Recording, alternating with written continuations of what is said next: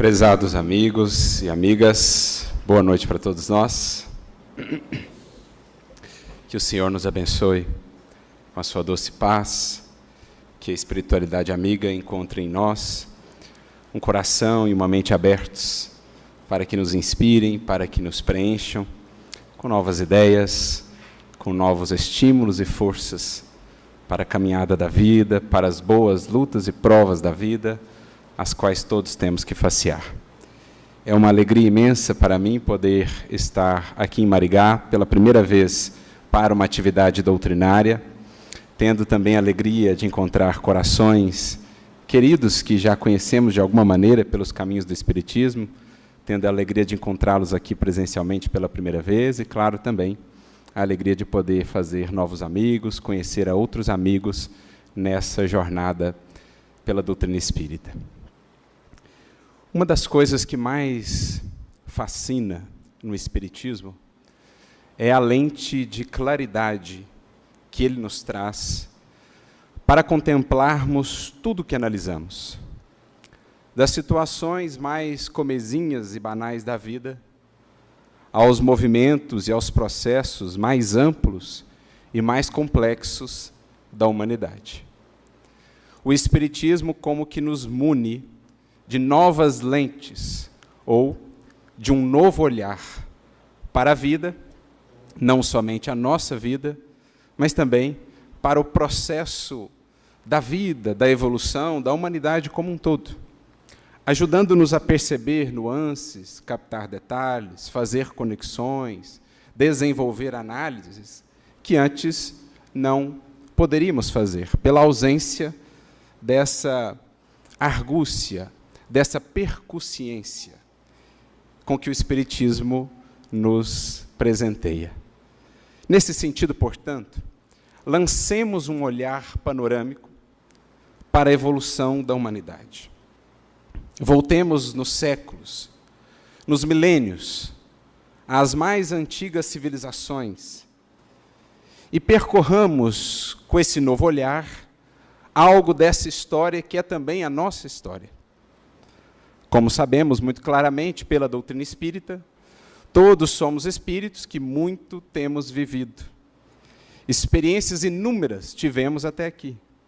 Outras tantas, incontáveis, temos pela frente. A história da humanidade, portanto, é também a nossa história. Claro, cada espírito com a sua trajetória, com o que fez de si, com os caminhos que trilhou.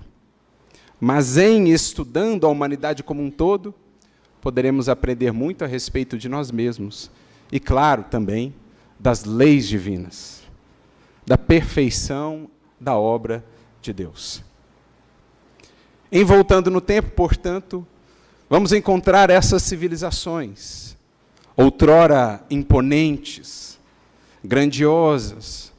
Hoje, a maioria delas já não mais existe.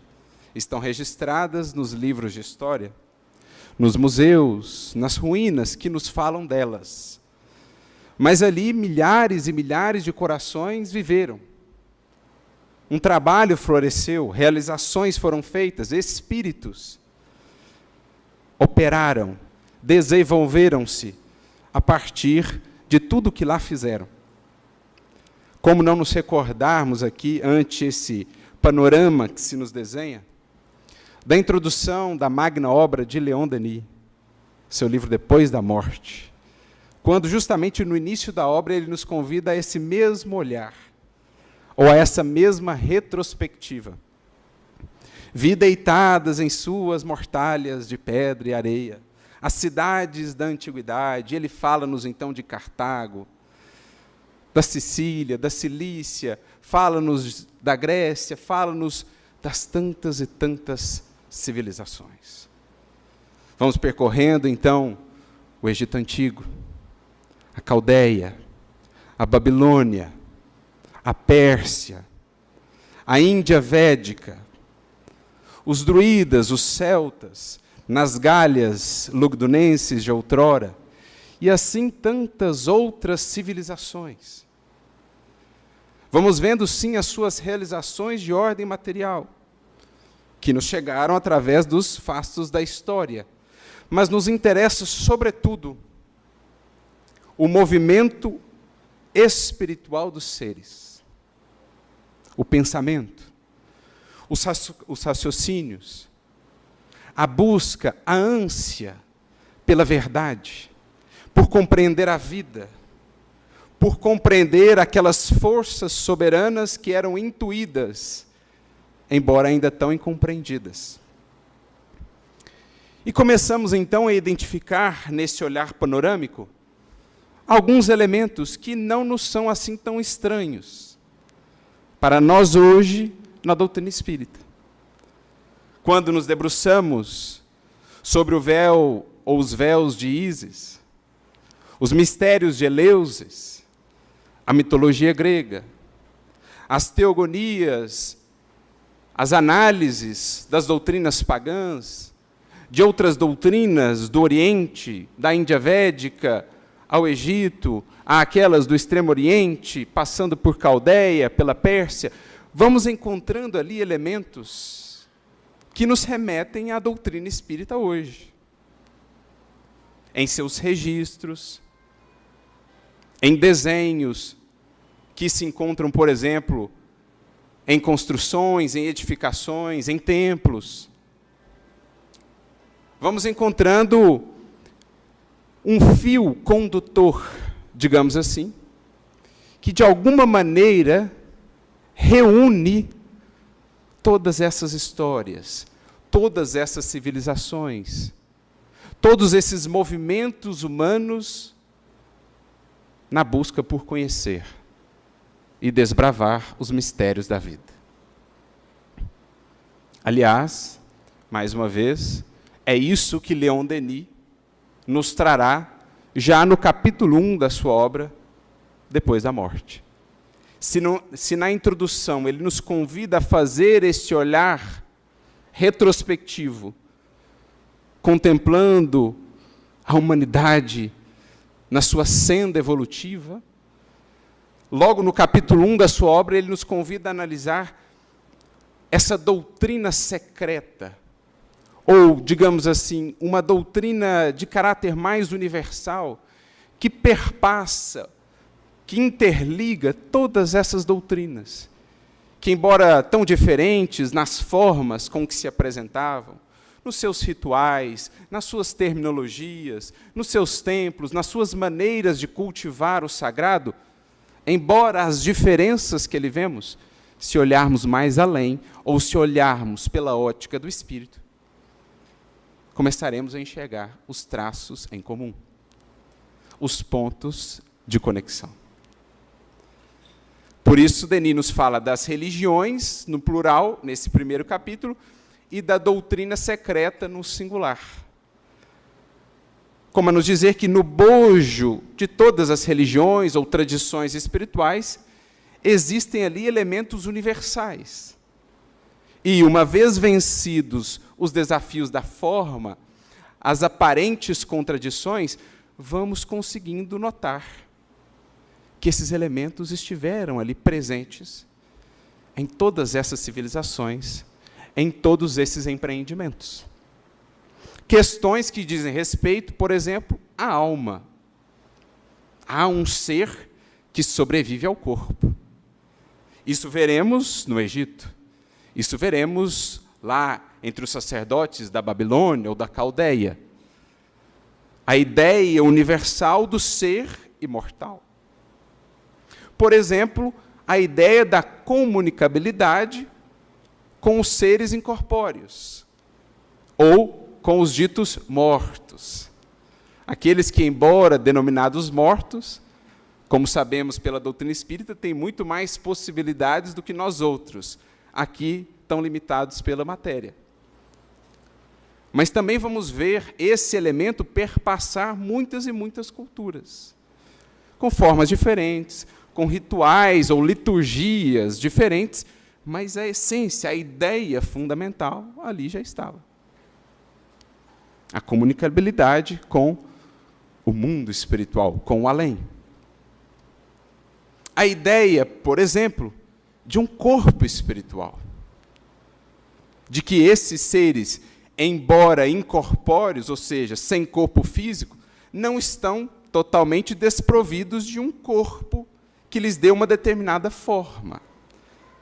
Há, portanto, a ideia desse corpo nos desenhos que encontramos lá nos templos egípcios, nas pirâmides, como também nos estudos dos brahmanes e dos sábios hindus, como também nos registros dos celtas, dos druidas, da região das Gálias.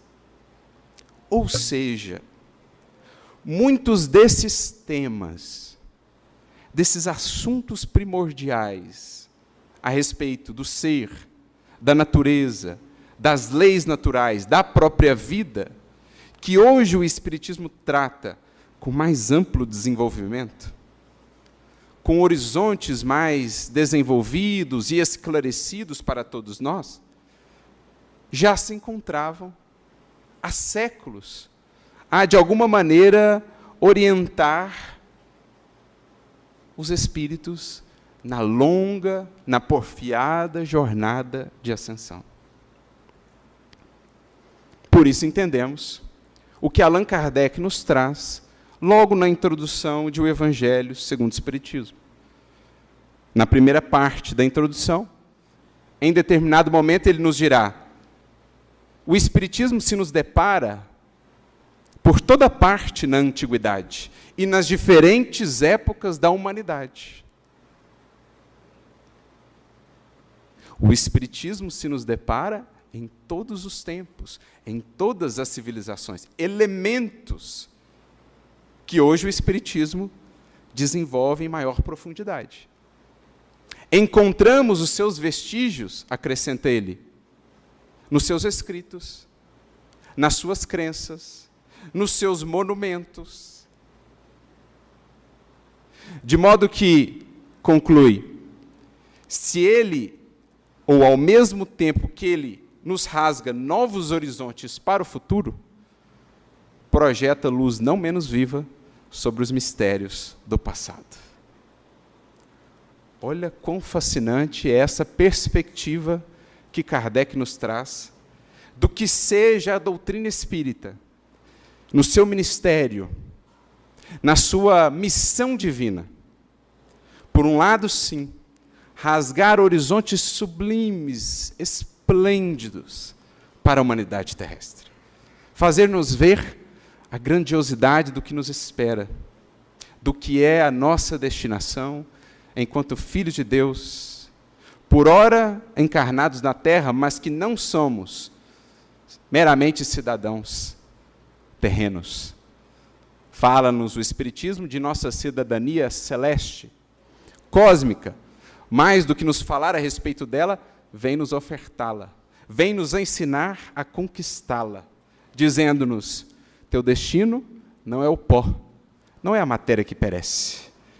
Teu destino é a imensidão cósmica.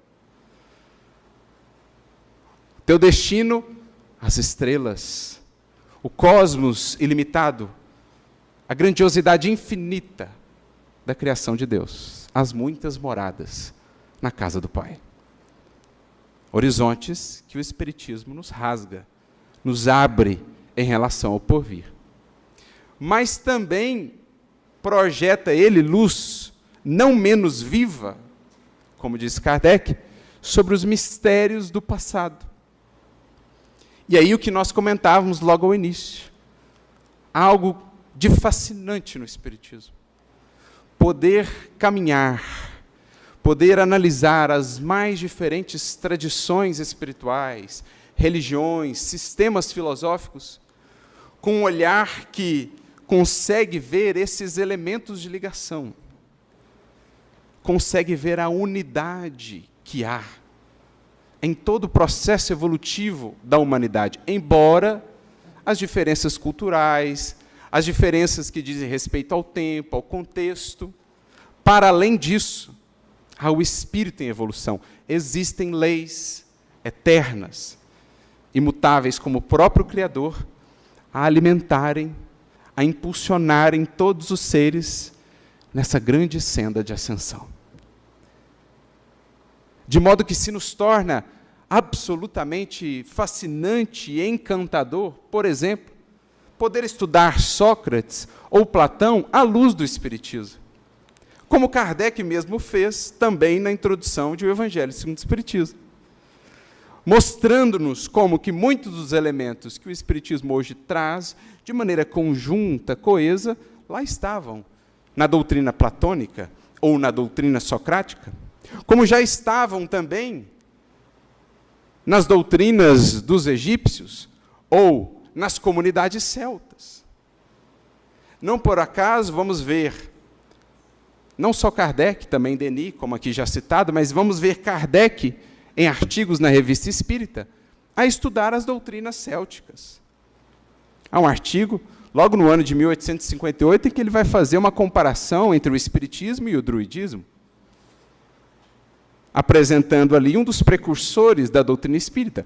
Como Leon Denis faria tantas vezes em suas obras, ele que tinha um apreço, um carinho muito especial pelos celtas, pelos druidas, afinal de contas, viveram em outros tempos lá, o próprio Kardec, como sabemos. Vamos ver Kardec estudando o Islã em artigos na Revista Espírita. Vamos ver Kardec estudando Lao Tse na Revista Espírita.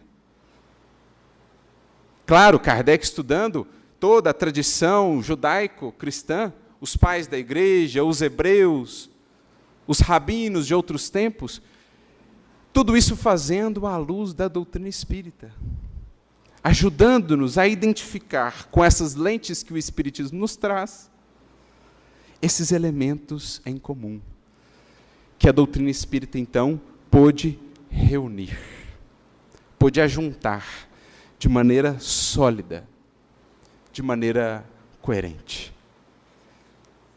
Então é fascinante notar essa contribuição do Espiritismo, a nosso ver, uma das principais.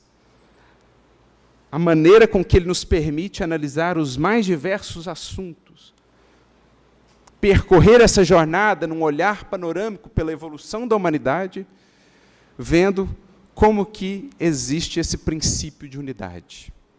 Vencidas as diferenças aparentes, as diferenças das formas, o mesmo processo que nutria, que estimulava a evolução num canto do mundo, a ser desenvolvido em outro canto do mundo, pela espiritualidade, toda ela a espiritualidade na Terra, a serviço de uma unidade de propósitos que parte do Cristo, enquanto governador planetário. Então, olhar essa história, se encantar com ela, ver o trabalho moroso, o trabalho desafiador ao longo dos séculos, mas também sublime, olhar tudo isso é, em verdade, olhar para nós mesmos, porque essa história é a nossa. Todos os que aqui estamos, atendemos muito bem àquela frase que se encontra no Evangelho. Jesus, a indagar o Espírito, que obsidiava o indivíduo, lhe pergunta: qual o seu nome? Ao que ele responde, então, legião, porque somos muitos. Ali ele poderia até fazer uma referência aos muitos espíritos que obsidiavam aquela criatura, mas a sua frase não deixa de ter uma conotação profundamente simbólica e mais ampla. Cada um de nós somos esse conjunto, uma legião de experiências, de histórias, de conhecimentos que se sintetizam no que somos hoje. O produto de tudo isso. Uma legião de anos, de encarnações, de séculos, de conhecimentos e experiências a se traduzir em nossa atual versão. Assim também, a humanidade de hoje, nessa complexidade tão mais ampla, ainda assim é a síntese de todos esses movimentos. Como que vários rios que vão paralelamente fazendo o seu caminho em busca do mesmo mar, do mesmo oceano da sabedoria divina. Isso abre-nos, meus amigos, um horizonte imenso, digamos, um universo de reflexão. Não por acaso, Kardec é muito feliz na definição que nos traz, na introdução de O Livro dos Espíritos, no item de número 13, quando nos fala da dimensão ou da magnitude do estudo da doutrina espírita. ele nos diz assim: ninguém se engane. Para se formar um médico, às vezes nem o dos melhores médicos, demandam-se muitos anos. E 3/4 partes da vida são necessárias para alguém chegar a ser sábio em algum grau. Agora, ninguém se engane, o estudo do Espiritismo é imenso. Porque tratamos aqui, diz ele, da ciência do infinito. Porque o seu estudo envolve ou se interconecta com as mais diferentes frentes de desenvolvimento humano, com as mais diferentes áreas do conhecimento humano. Da filosofia à educação, da psicologia à medicina, da física à biologia, em tudo a doutrina espírita projeta luz. O quanto não se amplia a medicina à luz do Espiritismo. O quanto não se alarga a psicologia à luz do Espiritismo. O quanto não se aprofunda o nosso entendimento da educação à luz do Espiritismo. O quanto não se alargam os horizontes do pensamento humano à luz da filosofia espírita. É imenso, portanto, porque toca as mais diferentes áreas, a demandar de nós, portanto, dedicação, perseverança. Em verdade, por isso temos à nossa frente a eternidade. Porque a obra de Deus, como Ele, é infinita. E se é infinita, infinito será o nosso caminhar, o nosso desbravar da grandiosidade que Deus reservou a todos nós. Nesse sentido, somos projetados agora à questão de número 628 do Livro dos Espíritos, que vem ao encontro de tudo isso que temos dito até aqui. Como sabemos, estamos ali na primeira parte do terceiro livro de O Livro dos Espíritos, que trata das leis morais, das leis naturais.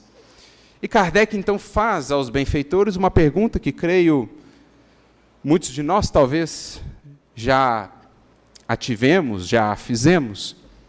Ele pergunta assim: por que Deus, ou por que os Espíritos, os mensageiros de Deus, não colocaram a verdade em todos os tempos ao alcance de toda a gente, de todas as pessoas? Por que a verdade ela vai sendo assim, gradualmente acessada? Ao que os Espíritos, então, responderão a Kardec: a verdade é como a luz. É preciso habituar-se a ela, gradualmente, pouco a pouco. Caso contrário, ela mais ofusca ou deslumbra do que propriamente ilumina ou esclarece. Essa é uma síntese maravilhosa do que é o processo evolutivo em si. Milhões e milhões de anos, em termos de evolução das formas, por exemplo, de preparação do próprio planeta Terra para nos receber, milhares e milhares de anos de evolução do ser humano propriamente, da civilização, do pensamento. André Luiz, em uma de suas obras, chega a nos dizer que temos, em média, cerca de 40 mil anos de uso da razão, do raciocínio mais elaborado. 40 mil anos. Quantas e quantas encarnações desse processo nos ambientando gradualmente à luz da verdade. Então, uma magnífica descrição do processo evolutivo em si que os Espíritos nos trazem. Mas nos interessa a sequência que eles, os benfeitores, desenvolvem na resposta. Eles, mais uma vez, nos projetam esse olhar panorâmico, dizendo assim: olha, existiram, como sabeis, em outros tempos, alguns homens, alguns indivíduos que possuíam o que eles denominavam ser uma espécie de ciência sagrada, da qual faziam mistério para os ditos profanos. Voltamos ao conceito da doutrina secreta de Leon Denis. Os mistérios de Eleusis, os véus de Ísis, conhecimentos mais aprofundados sobre a natureza humana, sobre a mente, as forças da mente, do pensamento, que eram já debatidos há 3, 4, 5 mil anos, em círculos secretos, de iniciados, À multidão, muitas das vezes, conceitos assim mais iniciais, incipientes. Por exemplo, a pluralidade dos deuses, ao invés da unicidade de Deus, para a multidão se apresentava esse conceito, como vemos no Egito, como vemos em outras tradições espirituais. Nos círculos iniciáticos, contudo, a ideia do Deus único já era algo plenamente consolidado, entre outros temas que se debatiam. A multidão, muitas das vezes, as formas, as liturgias, os rituais de ordem mais complexa, para inicialmente educar ou começar a tangenciar essas mentes, esses corações e consciências, no que diz respeito a essas questões, ao passo que nos ciclos iniciáticos já tratavam em níveis muito mais profundos todos esses conceitos. Por exemplo, da pluralidade das existências, o conceito da reencarnação, corpo espiritual, comunicabilidade com os mortos, o ser espiritual que não perece, e assim outros tantos conceitos. Então, os espíritos ali dizem a Kardec: sabeis que existiam esses indivíduos, essa dita ciência sagrada, e sabeis mais que, aqui acrescentamos de nossa parte, sabeis, ou sabemos, que muitos desses elementos perpassavam diferentes culturas, diferentes tradições. Contudo, acrescentam os espíritos, também sabeis que, junto dessas verdades esparsas aqui e ali, existiam muitos elementos que eram, em verdade, acréscimos humanos, ou produtos da incompreensão humana, da limitação humana no que diz respeito a determinados conceitos. Então, vemos germes de grandes verdades, elementos da verdade ali já presentes, cercados por elementos que são acréscimos humanos, e que o tempo vai nos ajudando a entender, a filtrar, a colocar de lado. Como o minerador, ou o garimpeiro, que sabe identificar o ouro, a pedra preciosa, o diamante, e deixar de lado o cascalho que o acompanha. Assim também o espírito humano.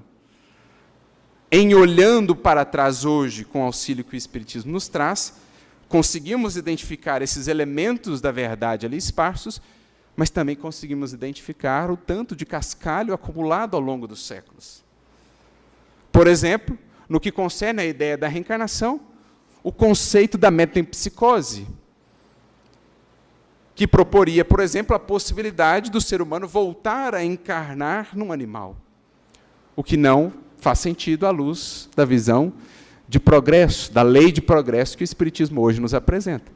Então, uma ideia que era um acessório humano, que era uma incursão humana nesse campo do conhecimento, que se misturava ali com a ideia verdadeira da palingenesia, isto é, da multiplicidade das existências. Assim, nos mais diferentes temas e assuntos que aqui abordamos, no que diz respeito à comunicabilidade com os mortos, à pluralidade dos mundos habitados, à mediunidade, né, ao ser espiritual, vamos encontrar as grandes verdades, como vamos encontrar os acréscimos, frutos da incompreensão ou da ignorância humana.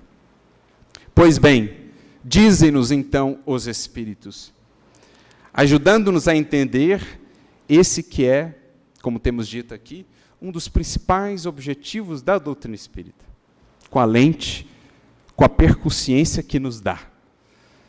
Todos esses materiais, dizem eles, vos são úteis para o vosso estudo, para a vossa compreensão do que seja o processo de evolução humana, do que seja o processo da evolução humana, do que seja a jornada em que todos estão em cursos. Nenhuma filosofia antiga, nenhuma tradição, nenhuma religião, dizem, é desprezível. Porque em todas encontramos germes de grandes verdades, cercadas pelos acessórios humanos, muitas vezes sem fundamento, que hoje, com o crivo de lógica, de razão, de análise aprofundada, de compreensão que o Espiritismo nos traz, hoje é possível separar o joio do trigo. o cascalho que cerca, que acompanha os diamantes. Induzem-nos eles, portanto, a fazer esse estudo, a ter esse olhar tão amplo para o papel da doutrina espírita. Porque desse panorama todo que foi desenvolvido, que aqui foi traçado, o que em verdade nós depreendemos, meus amigos, o que nos encanta ainda mais a respeito da doutrina espírita e do valor do que temos em mãos, na mente e no coração. A doutrina espírita é como que uma grande síntese de milhares e milhares de anos, de séculos incontáveis da evolução humana. Tudo isso que foi aqui descrito, todas essas verdades, esses elementos de verdade que vinham sendo trabalhados nas mais diferentes longitudes ou latitudes terrestres, nos mais diferentes contextos, culturas, povos e tradições, todos esses feixes que ali estavam esparsos, a doutrina espírita vem e reúne numa unidade coesa, coerente, lógica, sólida, que ela então oferta à humanidade, dizendo a todos que a alcançam, a todos que a leem: eis o produto de milênios de evolução. A ideia da mediunidade, que uma cultura estava desconectada da ideia da reencarnação, que por sua vez naquela cultura estava desconectada da ideia de leis morais, que por sua vez numa outra cultura estava desconectada da ideia da pluralidade dos mundos habitados, tudo isso que estava ali espalhado, a doutrina espírita vem e reúne, reunindo também a esse feixe agora coeso de varas, a mensagem sublime do Cristo, a maior síntese das leis divinas, já apresentada e vivenciada neste planeta. O Cristo, a mensagem do Evangelho, é como que o fio de ouro dourado que reúne todos esses elementos e os dá ainda mais sentido, lhes dá ainda mais sentido. Porque aquilo que poderia ser mero conhecimento, sem aplicação adequada numa vida, por exemplo, eu poderia saber muito sobre mediunidade, conhecer profundamente sobre os poderes psíquicos ou da mente, mas não me servir disso adequadamente para a minha evolução, para a evolução daqueles que estão ao meu redor. Mas o Evangelho pega todos esses conhecimentos e dá a eles um sentido. Conhecer sim, mas conhecer para viver. Conhecer para aplicar no bem e para o bem. Então não é fascinante vermos o Espiritismo atuando como que uma espécie de elemento de conexão, um fio condutor que vai nos trazendo, que vai reunindo para nós o produto da evolução de séculos, de quantidades incontáveis de espíritos, de processos, de movimentos, de coletividades.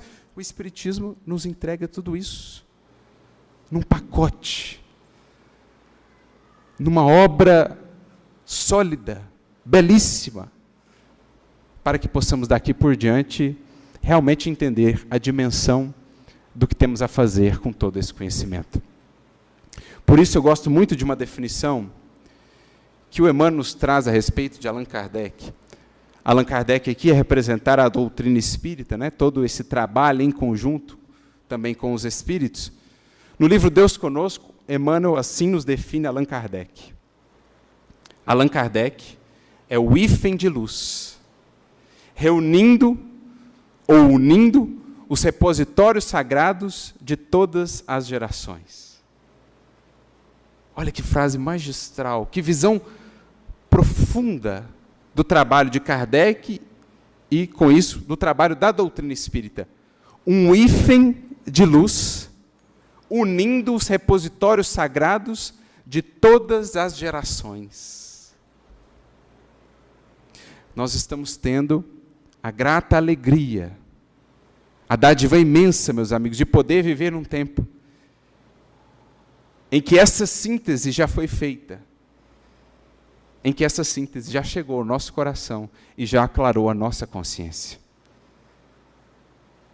Milhares de anos de evolução, o esforço hercúleo e gigantesco de inúmeros espíritos e coletividades, reunido por esse hífen de luz e nos entregue na forma das obras que podemos acessar, que estão tão ao alcance de nós, esperando somente a sua devida compreensão e, claro, a sua justa aplicação. Vejamos, portanto, o tempo em que vivemos. A hora grave pela qual passa a humanidade, não por acaso, tantas vezes, dizem-nos os Espíritos. Também Kardec, os Espíritos que vieram depois, por meio dos médiuns, que têm colaborado para a continuidade do desenvolvimento da doutrina espírita, são chegados os tempos. São graves os tempos que vivemos, porque nunca antes a humanidade viu isso de maneira assim tão clara diante de nós. Tudo aquilo que estava esparso, que às vezes parecia contraditório ou mesmo confuso, vencidas as dificuldades da forma, as diferenças aparentes, tudo se nos mostra claro. É o que também os Espíritos dizem na resposta à questão citada, 628 de Livro dos Espíritos. Jamais antes a humanidade recebeu comunicações tão completas. Jamais antes a humanidade pôde construir um panorama, um quadro tão amplo e tão completo do que seja a vida, do que é a evolução, do que é a obra do Criador. Graças a esse hífen de luz, que é o Espiritismo, na história da humanidade. De modo que, assim vamos entendendo o que Kardec quis dizer quando compõe esse texto que aparece pela primeira vez na Revista Espírita de setembro de 1867, intitulado Caráter da Revelação Espírita, e que mais à frente, então, seria colocado por ele no capítulo inicial do livro A Gênese. Caráter da Revelação Espírita. A última das chamadas obras básicas de Kardec, em que ele faz um olhar retrospectivo, nesse primeiro capítulo, sobre o que havia sido o seu trabalho até ali, claro, também o trabalho dos Espíritos, na composição da doutrina espírita. É um texto um pouco mais extenso, mas que é absolutamente fundamental. Porque é como se ali Kardec nos apresentasse essa identidade do Espiritismo. Olha, qual que é a função do Espiritismo na humanidade, na história da humanidade? Onde que ele se encaixa? Qual o seu papel? Qual a sua natureza? Qual a forma de sua elaboração?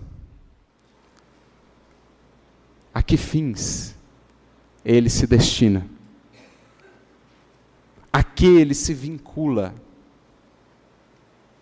Que movimentos ele dá continuidade? Que processos ele vem desenvolver? Tudo isso está ali desenvolvido nesse capítulo. É como se Kardec nos convidasse a fazer esse olhar retrospectivo para a história da humanidade, vendo-nos no tempo em que estamos e dizendo, olha, o Espiritismo vai se encaixar aqui. Ele surge com esse propósito, dessa maneira, essa é a sua natureza, e ele visa isso, ele tem esse papel, ele dá continuidade a esse processo, e ele se vincula a esses movimentos. Fantástico. Só mesmo essa visão de conjunto, que em Kardec é tão característica, e que o Espiritismo vai nos munindo para podermos fazer todas essas conexões. Então ali ele começa explicando por que revelação espírita, porque o Espiritismo é uma revelação, a diferença da revelação espírita em relação a outras revelações, se em outras o conhecimento estava muito atrelado a uma personalidade, a um indivíduo, por exemplo, na primeira ou na segunda, a Moisés e a Jesus. Na doutrina espírita, embora Kardec tenha essa conotação tão importante, não se centra o conhecimento espírita numa pessoa, mas na coletividade dos espíritos, encarnados ou desencarnados, que para ela tem contribuído. De modo que a revelação espírita, nas palavras de Kardec, ela tem esse particular. Ela é um trabalho em conjunto entre o ser humano encarnado e os espíritos que atuam ou que vêm até nós em nome de Deus ou em nome do Cristo. Porque já está o ser humano, nestes tempos, mais maduro para lidar com esses temas. Outrora, a imensa maioria de nós não tinha ainda recursos, portanto a revelação ela era mais centrada, ela era mais direta, ela era mais ofertada. Agora a doutrina espírita não foi ofertada pronta. Existiu um organizador primeiro, daí a importância magnífica, grandiosa do trabalho de Kardec, que precisa ser conhecido. E ela segue se desenvolvendo também nesse trabalho em equipe, trabalho em conjunto. Encarnados e desencarnados, a solidariedade entre os dois planos da vida. Isso ele vai desenvolver ali. Ele vai desenvolver a continuidade que o Espiritismo vem dar à primeira e à segunda revelação, a segunda que por si só, por si mesma, já era também um desenvolvimento da primeira, então ele vai conectar o Espiritismo nessa linha do tempo. Explicando por que ele só veio 1.800 anos depois de Jesus, aguardando o amadurecimento de uma série de outros processos, ideias e do próprio pensamento humano para acolher essas perspectivas agora tão mais amplas, que nos trazem também responsabilidades tão mais amplas. Tudo isso ele vai fazer. E mais, algo essencial. Kardec vai vincular de maneira inconfundível, inquestionável, o Espiritismo ao Cristo, à mensagem do Cristo, ao Evangelho, dizendo neste capítulo, ou neste texto do caráter da revelação espírita, qual que é a feição do Espiritismo, qual que é a sua identidade, ele vai nos dizer, é Ele o Consolador prometido. Mas Ele é o Consolador prometido, porque antes Ele é o explicador prometido. Porque a palavra paracleto, do grego, geralmente traduzida por consolador, pode ser também traduzida por explicador. Paracleto significa aquele que está ao lado, tanto nesse sentido de dar suporte, de consolar, como também de aconselhar, explicar. Então, lembrando as palavras inolvidáveis de Jesus, que nos havia prometido, não só que esse Consolador, que esse enviado, haveria de nos relembrar as suas palavras, mas também nos explicar todas as coisas, nos conduzir na busca de toda a verdade. Eis o Espiritismo cumprindo aquilo que estava previsto. Consola justamente porque explica. Explica, nos ajudando a ver que tudo isso que parecia desconectado, quando olhamos para a história da humanidade, em verdade, estava muito mais conectado do que nós imaginávamos. Porque há uma unidade de propósitos na criação e há um governo divino na vida da humanidade como um todo, na vida de cada um de nós. Porque da mesma forma que o Espiritismo nos ajuda a conectar os pontos, quando olhamos para esse movimento, para a jornada humana, também o Espiritismo nos ajuda a ligar os pontos quando olhamos para a nossa própria vida. Lembrando a frase de Kardec, o Espiritismo rasga-nos horizontes sublimes para o futuro. Mas o Espiritismo também projeta uma luz viva, sublime, sobre os mistérios do nosso passado. Nesta existência mesmo, em olhando para trás, aquilo que parecia sem sentido, aquilo que eu não conseguiria ou não conseguia compreender até então, com a luz do Espiritismo, passa a se encaixar perfeitamente nos porquês da minha vida, nos paraquês. Para que essa experiência? Para que aquela vivência? O porquê daquele encontro? Sem o Espiritismo, a vida parece um amontoado de ocorrências desconectadas, às vezes, ou muitas das vezes, sem sentido.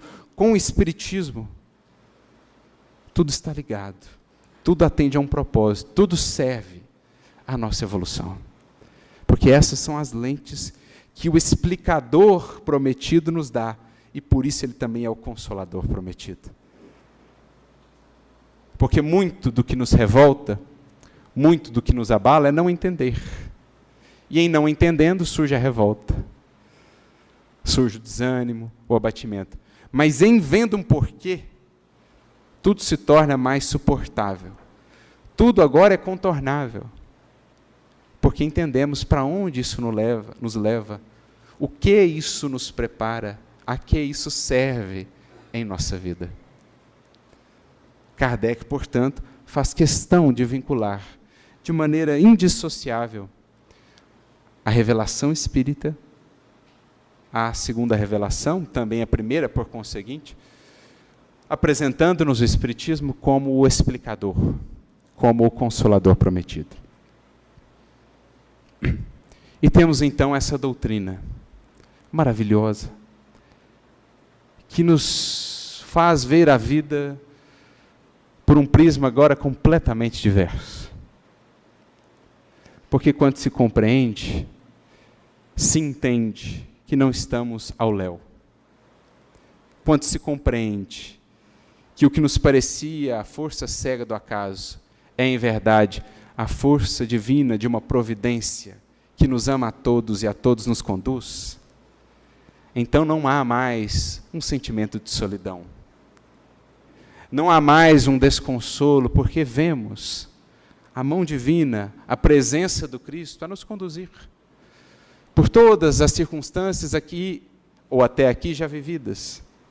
Olhamos para trás e vemos o que já superamos, e disso tiramos a medida de força que teremos para superar o que virá, ou o que estamos vivendo. Se até hoje já superamos tudo o que vivemos e aqui estamos, também haveremos de superar tudo o que vier, aqui ou além, no corpo ou fora dele, porque agora o Espiritismo nos faz ver a vida tal qual ela é, vida que abunda em toda parte, vida que nunca fenece.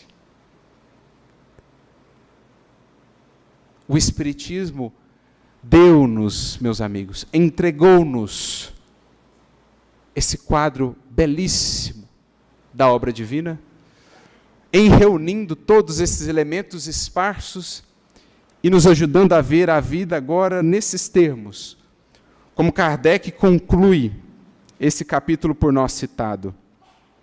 Ele diz assim: achando madura a humanidade para penetrar o mistério do seu destino e contemplar a sangue frio novas maravilhas, Deus permitiu que fosse erguido o véu que ocultava o mundo invisível ao mundo visível.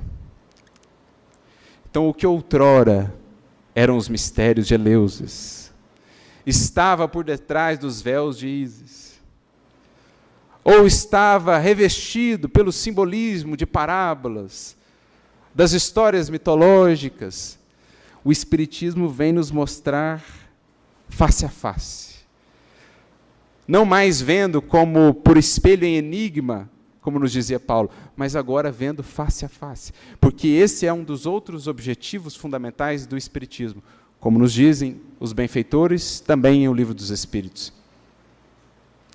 Um dos nossos primordiais objetivos é justamente fazer com que vocês possam agora compreender inequivocamente as palavras de Jesus, ou todos esses mistérios do passado, para que ninguém mais possa pretextar ignorância.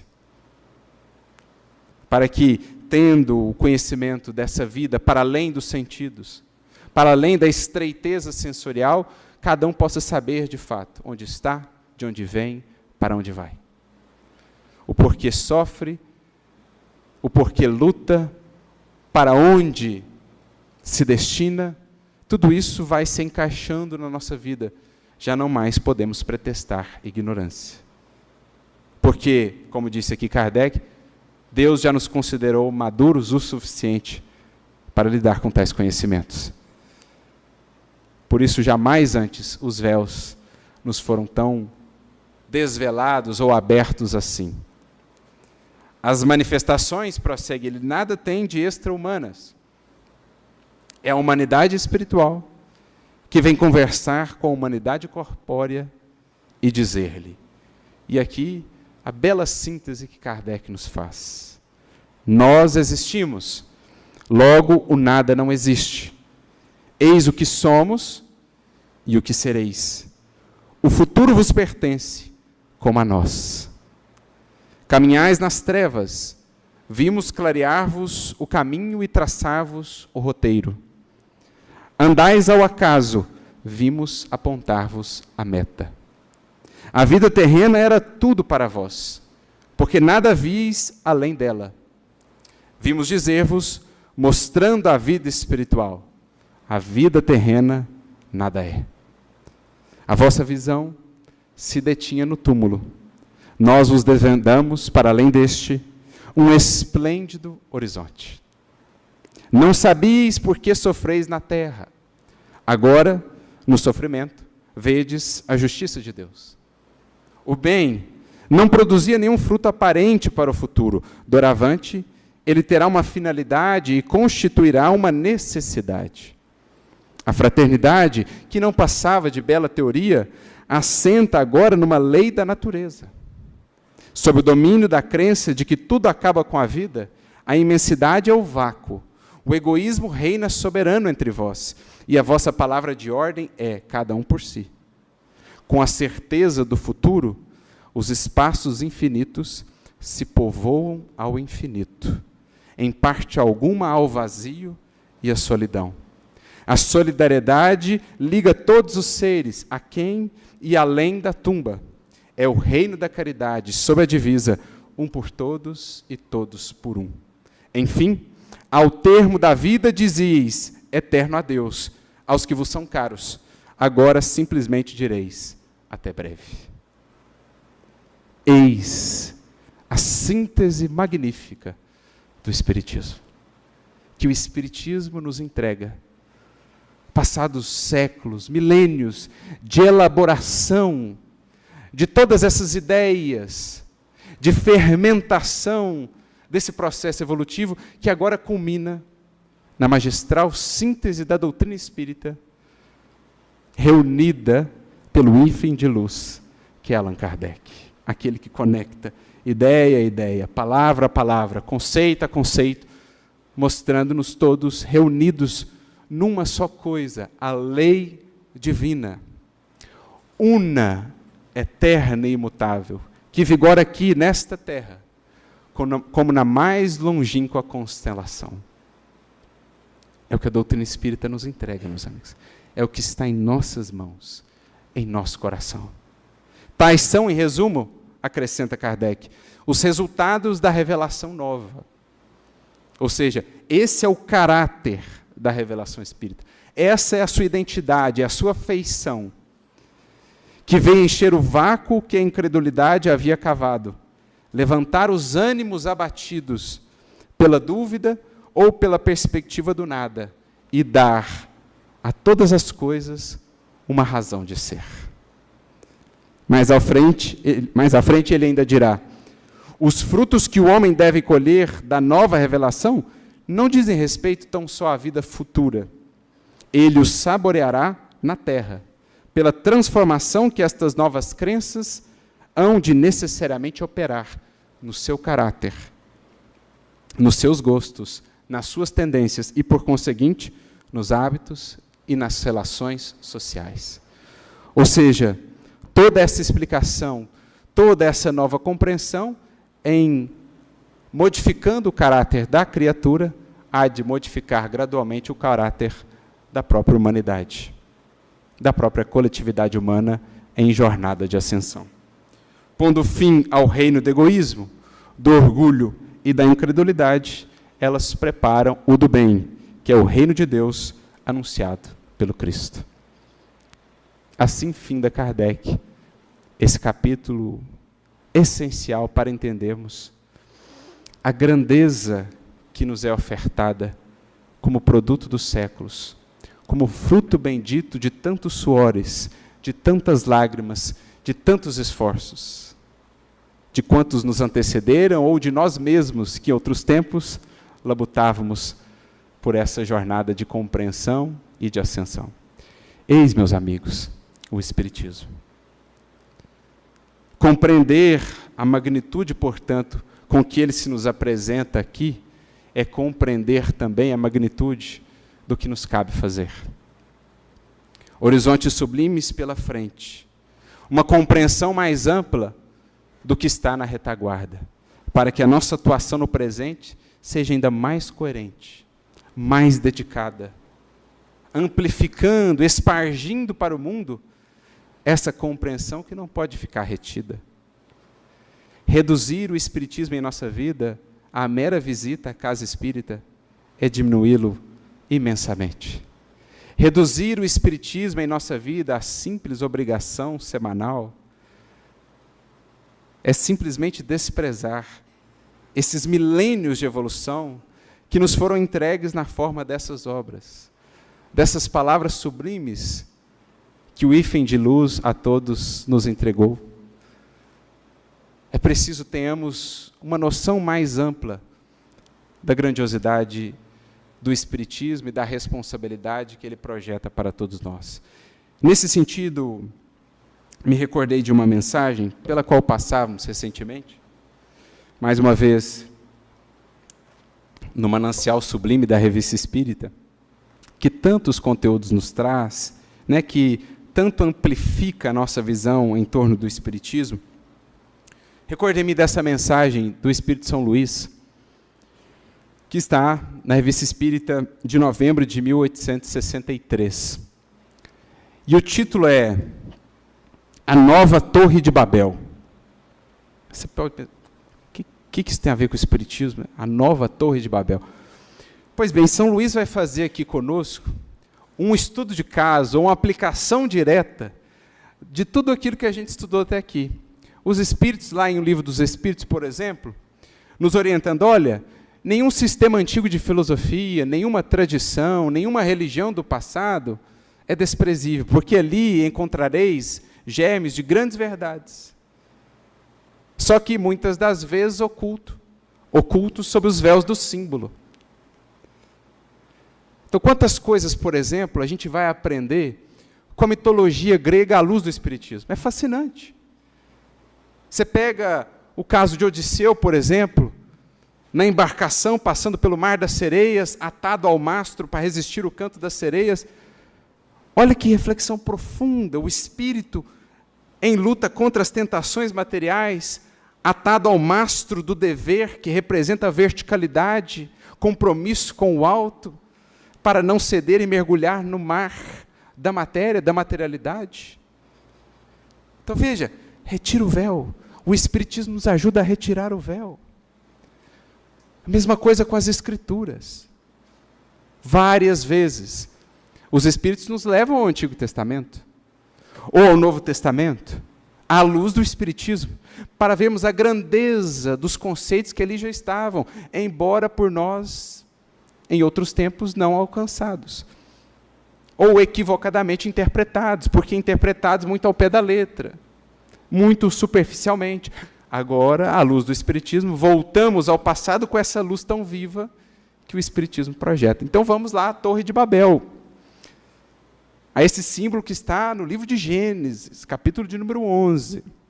São Luís nos diz assim, revelando aquilo que Kardec nos trouxe em O Caráter da Revelação Espírita. Ele começa dizendo assim, São Luís, o Espiritismo é o cristianismo da Idade Moderna. Porque o Espiritismo vai pegar a mensagem do Cristo e vai destrinchá-la, vai aclará-la, vai explicá-la. O quanto o Evangelho não se engrandece ante o nosso olhar, meus amigos, quando entendemos conceitos como mediunidade, reencarnação,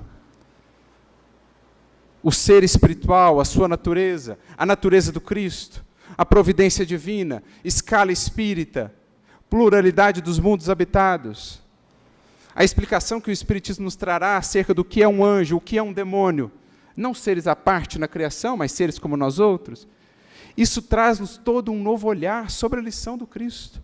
É, portanto, um evangelho redivivo. É um evangelho para os novos tempos, para a nova era da humanidade, para a era do Espírito. E muitos dos conceitos que sobre o evangelho estabelecemos, pelo Espiritismo serão renovados. Como Kardec fará no capítulo citado acerca, por exemplo, de um dos temas mais importantes da teologia tradicional, que é o conceito de pecado original. Pela falha de dois, todo mundo sofreu as consequências, à luz do Espiritismo, da responsabilidade individual, da lei de progresso. Não faz sentido. O que é o pecado original? Pecado original, então, serão o resultado que fizemos de nós. O acumulado de nossos vícios e de nossas tendências. Por isso, Kardec, lá no caráter da revelação espírita, não fala só de pecado original, ele fala de virtude original. Porque se temos vícios que trazemos de outras existências, também temos já virtudes. Então existe também, à luz do Espiritismo, uma virtude original. Não porque Deus aquinhoou esse espírito com essa virtude. Não porque Deus presenteou alguns com uma virtude e outros não. Não. O que cada um fez de si. Então veja, que nova perspectiva sobre o cristianismo. Sobre a mensagem do Cristo. Por isso São Luís nos diz, o Espiritismo é o cristianismo da idade moderna. 18 séculos de amadurecimento do pensamento humano, para que, enfim, o explicador pudesse vir. Outrora Jesus disse aos discípulos, olha, muitas coisas ainda vos teria a dizer, mas por hora não poderia suportar. Mas Deus já achou-nos habilitados a lidar agora com esses novos horizontes. Continua São Luís, deve restituir às tradições o seu sentido espiritualista. Então, tudo que a gente construiu na tradição cristã, esses conceitos todos que fomos desenvolvendo acerca do Evangelho, na teologia, por exemplo, o Espiritismo vai nos ajudar a ter um olhar mais espiritual, mais profundo. Tá, a gente não abandona de todo a ideia de pecado original, mas a gente vai entender ela numa outra perspectiva. Tá, a gente não abandona de toda a ideia de anjos e demônios, mas vamos entendê-los em outra perspectiva. Tá, não vamos abandonar a ideia de ressurreição, mas vamos entendê-la numa outra perspectiva. É isso que ele quer dizer, restituir às tradições o seu sentido espiritualista. Um sentido mais profundo, menos material, menos superficial de interpretação. Outrora, o espírito se fazia carne. Hoje, a carne se faz espírito, para desenvolver a ideia gigantesca que deve renovar a face do mundo. Ou seja, outrora, muitos dos conceitos espirituais, nós os interpretávamos muito literalmente, fazendo do espírito carne, ou seja, materializando ideias espirituais. Por isso, um apego tanto às formas, aos rituais, aos templos materiais. Agora, a carne se faz espírito. O que era entendido muito materialmente ou superficialmente, agora a gente vai espiritualizar o conceito. Então, quando Jesus fala que aquilo era a sua carne, aquilo era o seu sangue, nós vamos entender num sentido mais espiritual. Quando Jesus fala que é chegado o tempo de adoração em espírito e em verdade, nós vamos entender então que o templo fundamental é o próprio ser, é o próprio espírito. E que a chave para a salvação não é o cumprimento de determinados ritos materiais, mas antes, o desenvolvimento do espírito.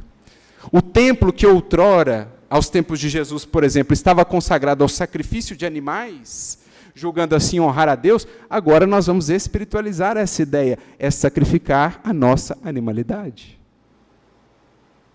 Então veja, olhamos para trás e tudo que era muito material, que tinha ali verdades, germes de verdades ocultas, nós vamos espiritualizando. Por quê? Porque o Espiritismo nos faz entender. O Espiritismo nos dá a chave de entendimento de leis universais. E agora a gente entende o texto à luz dessas leis. Por isso, prossegue São Luís. Mas à festa da criação espírita sucederão a perturbação e o orgulho dos diversos sistemas, que, desprezando os sábios ensinamentos, levantarão uma nova torre de Babel, obra de confusão, logo reduzida a nada, porque as obras do passado são o penhor do futuro, e nada se dissipa do tesouro de experiências amontoadas pelos séculos. Gente, só essa mensagem aqui de São Luís, em verdade, daria um seminário. Mas a gente quis conectar ela aqui a todo esse contexto, porque é esplêndido o que está sendo dito aqui. O que é a ideia da Torre de Babel? Quem já pôde estudar, lá Gênesis, capítulo 11. Diz o texto no seu simbolismo, que a humanidade falava toda ela uma mesma língua. E eles quiseram, então, erguer uma torre, cujo cume alcançasse os céus. E, chegando lá, fizessem para si um nome para que não fossem separados e espalhados por toda a terra. A ideia é profunda, porque representa o ser humano num anseio de unidade, de crescimento que não envolva Deus. É o ser humano que quer chegar a Deus, ou melhor, que quer chegar aos píncaros, aos céus, às mais altas posições, sem considerar Deus e as suas leis. Então, um anseio de unidade sem o Espírito, sem a compreensão da lei divina. É o ser humano que se considera autossuficiente, autônomo, que prescinde de Deus para elevar-se às suas grandezas e aos seus desejos. Deus, no entanto, espalha todos e faz com que falassem diferentes línguas. Por quê? E aqui a beleza do símbolo. Deus quer sim de nós a unidade, porque a Torre de Babel representa a ascensão, subida aos céus. Deus quer sim a unidade, mas não uma unidade que seja homogeneização. Todo mundo igualzinho um ao outro. Deus quer que saibamos encontrar unidade apesar das línguas diferentes, apesar das diferenças. Ou seja, uma unidade construída nas bases do amor, da compreensão, da verdade que é vista em todas as partes, os seus elementos, quando aprendemos a fazer essas conexões. Vendo que essa verdade que aqui se fala num termo, lá numa outra cultura se fala ou se apresenta num outro termo. Há uma unidade pautada na compreensão e no amor. Não precisamos falar todos a mesma língua, ter todos o mesmo culto para construir unidade. Esse é o espírito da passagem. E é bem o espírito do que o Espiritismo vem fazer. Porque Kardec, os espíritos nos dirão, quando falam da missão do Espiritismo, da sua contribuição para o progresso da humanidade, não tem a intenção o Espiritismo de tornar todos espíritas no sentido de rotulação. Quer o Espiritismo contribuir com todas as religiões, com todas as frentes de pensamento humano, ajudando as criaturas a ver os elementos de conexão. As diferentes formas, diferentes termos, diferentes expressões, mas as ideias fundamentais e universais sendo as mesmas. Apesar das aparentes diferenças, ou mesmo contradições, a unidade que pode ser construída no amor e na busca das verdades fundamentais da vida, apesar das diferenças de culto, de forma, de apresentação. Então, São Luís aqui diz, olha, depois do Espiritismo ainda persistirá a humanidade nesse intento da Torre de Babel. O outro que quer converter o um, aquele que quer converter o outro a pensar igualzinho ele, da mesma forma, com o mesmo rito, com o mesmo rótulo, mas não. O Espiritismo visa construir uma torre que se erga pela unidade na diversidade, ajudando-nos a ver para além das aparências, a considerar em tudo a essência espiritual. Por isso, o Espiritismo respeita e compreende o papel de todas as religiões, de todas as tradições e de todas as filosofias, porque vê em todas a mesma operação de evolução dos seres. Se o ser se melhora, se o ser se aperfeiçoa, algo de bom ele está extraindo daquilo. Eis o que é o Espiritismo. Ainda persistirá por algum tempo, diz São Luís, essa ânsia de uma nova Torre de Babel, obra de confusão, em que, pelo fato do outro usar termos diferentes que eu, vestimentas diferentes, não conseguimos dialogar, não conseguimos conviver. Ainda por algum tempo isso persistirá, mas cedo ou tarde alcançaremos a unidade, irmanando-nos como irmãos, filhos de um mesmo Pai, na mesma jornada de ascensão, apesar das feições exteriores distintas. Conclui, então, o nosso querido São Luís, que era patrono espiritual da Sociedade Parisiense de Estudos Espíritas. Espíritas, formai uma tribo intelectual. Lembrando o trecho antes que ele havia dito, as obras do passado são o penhor do futuro, e nada se dissipa do tesouro de experiências amontoadas pelos séculos. O Espiritismo reuniu todas essas obras, todo esse esforço do passado e apresenta essa visão coesa, integrada do processo evolutivo. E então ele nos diz: espíritas, formai uma tribo intelectual. Aqui penso, São Luís nos convida a um trabalho, a um mistério que deve ser o nosso também. Comunicamos o Espiritismo a nós espíritas. Falamos do Espiritismo, o estudamos em nossos arraiais. Mas é imprescindível saibamos levar a contribuição espírita para além do Espiritismo enquanto movimento humano. É preciso saibamos interagir com as outras correntes, conversar com elas, apresentar o fruto, esse esforço, esse resultado que o Espiritismo oferece à humanidade. Por isso, felicitamos-nos muito com o alcance do livro espírita, para além dos arraiais espiritistas, explicando, orientando, aclarando horizontes mentais. Alcance esse já tão amplo no Brasil, mas que vai se aumentando também lá fora. Livros que vão ganhando prêmios, como, por exemplo, recentemente o livro Pão Nosso, o livro Boa Nova, ganhando premiações nos Estados Unidos, com as traduções em inglês. Felicitamos-nos com o livro espírita, felicitamos-nos com o filme espírita, que leva esse entendimento da reencarnação, da vida no mundo espiritual, dos processos de influenciação que vai permeando a nossa cultura. No Brasil, quantos que não são propriamente espíritas, mas que já incorporaram certas compreensões de leis universais que não são do espiritismo, mas sobre as quais ele fala, ele sintetiza. Então, quando ele nos convida aqui a formarmos uma tribo intelectual, a nosso ver, ele quer nos dizer: olha, organizemos-nos também para dar a contribuição do espiritismo à humanidade. Falemos dele, apresentemos ele a outras correntes, em outros ambientes, porque esse é o papel dele, é unir, é ser um hífen entre as mais diversas doutrinas e compreensões da vida. E aí ele faz uma menção aqui à simbologia lá do Êxodo, né? Segui vossos guias mais docilmente do que fizeram os hebreus. Nós também vimos livrar-vos do jugo dos filisteus e vos conduzir à terra prometida. Uma jornada aqui espiritual, e não propriamente a jornada material daquele povo em outrora.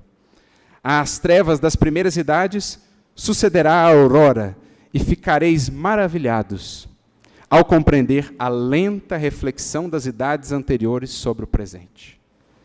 As lendas renascerão enérgicas como a realidade, e adquirireis a prova da admirável unidade, garantia da aliança contraída por Deus com todas as suas criaturas. Então, olha, as lendas renascerão enérgicas como a realidade. Porque o que outrora era tomado por magia, por doutrinas secretas, o Espiritismo agora nos faz ver o que era realidade e o que era acréscimo humano. Como a ciência, ao seu lado, fez-nos ver o que na alquimia era ciência ou compreensão de fato, o que era ilusão humana. Como a astronomia nos fez ver o que na astrologia era, de fato, ciência e compreensão da lei divina, o que era acréscimo humano. Assim, o progresso em todas as frentes. Eis também a contribuição do Espiritismo, fazendo-nos ver a lenta reflexão das idades anteriores sobre o tempo presente. Eis o que vivemos. Eis o momento, o ponto em que nos encontramos, meus amigos, da história e da evolução humana. Temos ao alcance de nós, nas obras que o Espiritismo nos traz, o resultado de um laborioso e imenso trabalho secular, movimentando inúmeros espíritos, encarnação após encarnação, século após século. Tudo isso está nos entregue. É um farol, um facho luminoso que a espiritualidade coloca em nossas mãos. Cabe-nos a pergunta: o que faremos dele? Projetaremos essa luz para vermos o porvir, nutrirmos-nos de esperança e para ele avançarmos? Ou colocaremos, como muitas vezes temos feito, em relação à luz que temos recebido, essa luz sob a candeia, perdendo mais uma vez o patrimônio precioso do tempo que nos é concedido na matéria? Estamos diante de uma síntese maravilhosa. É Kardec um hífen de luz. Que sejamos nós, em nossa atuação espírita, em nosso modo de viver também, junto a outras vidas, um hífen de luz. que ajude esses corações a ver como que em suas próprias vidas tudo em verdade se conecta, porque tudo se interliga no mesmo fim, avançar e progredir. Ajudemos outros corações e outras consciências a terem um olhar mais amplo para a vida, para que entendam que não estamos assim tão distantes um dos outros como possamos imaginar, não estamos assim tão apartados uns dos outros. Em verdade, em tudo haveremos de encontrar uma mesma linha mestra, um mesmo fio condutor que a todos nos reúne nessa grande e sublime jornada de ascensão, desvelando véus, abrindo horizontes, para que possamos conhecer e avançar em direção à imensidade e à beleza dos destinos que a todos nos esperam. Que Jesus nos ilumine, nos inspire, que Kardec seja sempre para nós esse referencial de critério, de bom senso, de lucidez, para que em tudo que analisarmos, em tudo que pudermos olhar, a luz da doutrina espírita nos auxilie, não só a compreender, a explicar, mas principalmente a aplicar, avançando para a vida abundante que a todos nos espera. A todos muita luz, que Jesus nos abençoe sempre.